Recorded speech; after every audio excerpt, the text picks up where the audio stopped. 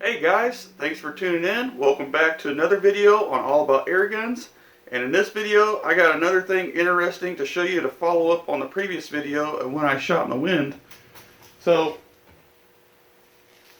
here is my kral MPO3, but this time I added something on the end here. And as many of you might have already seen on STKO, this is a Tonto from Donnie FL.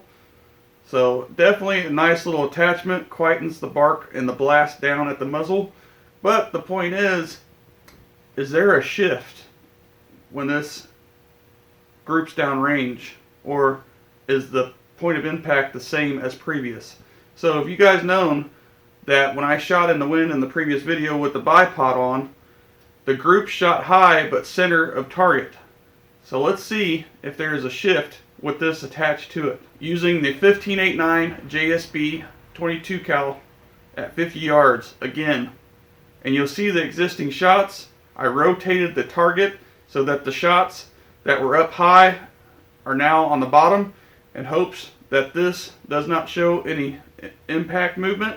But let's check it out.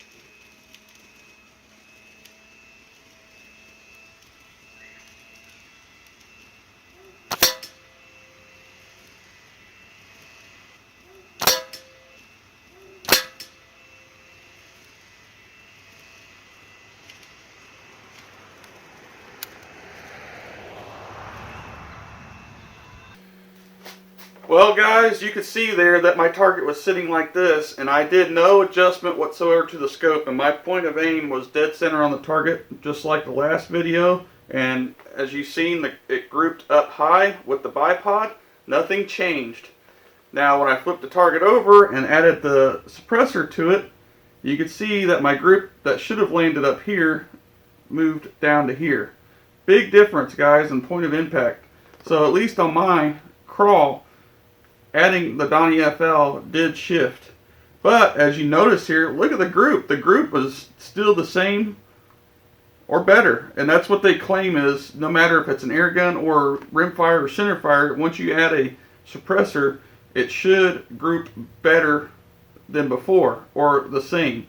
And if it doesn't, something is happening, whether the pellet or bullet or projectile is clipping.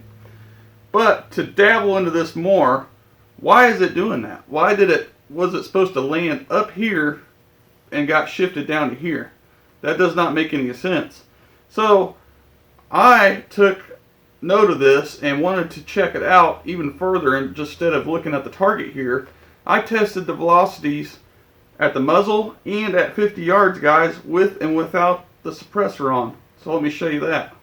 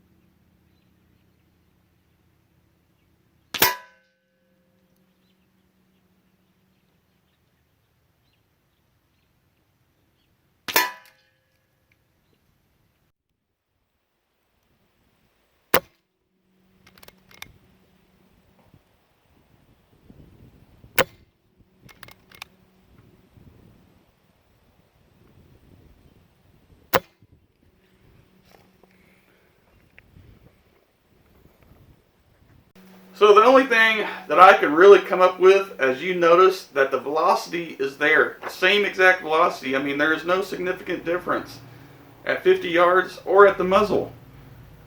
So what that means is something pulled the barrel down, which I am thinking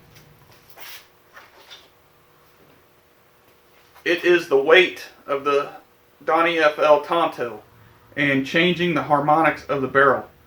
And it makes perfect sense to me as to why this is happening, because if you put weight on something that's really long, like say for instance this barrel, the length, it doesn't take much weight to tilt one end down, and when it's fired, the vibrations of the barrel are whipping, which caused it to shift the group on target, guys. And if you read a lot of articles, and I've studied up on this, a lot of actual centerfire and rimfire companies that make suppressors have explained it the same exact way, stating that it's the barrel harmonics and the weight of the suppressor itself changing the shift, and that the actual group should not be bigger than previous. It should be tighter, and it should be better than without. So I just wanted to share my experience of attaching a muzzle device to my air gun, and as you've seen,